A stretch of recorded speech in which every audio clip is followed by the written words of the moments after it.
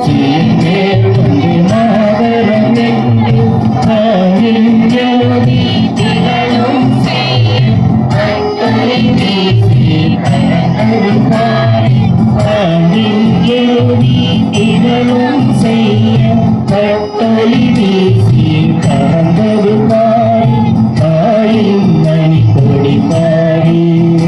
அதை தாழ்ந்து பணிந்து புகழ்ந்திடவாய் தாயின் மணி கொடி பாரி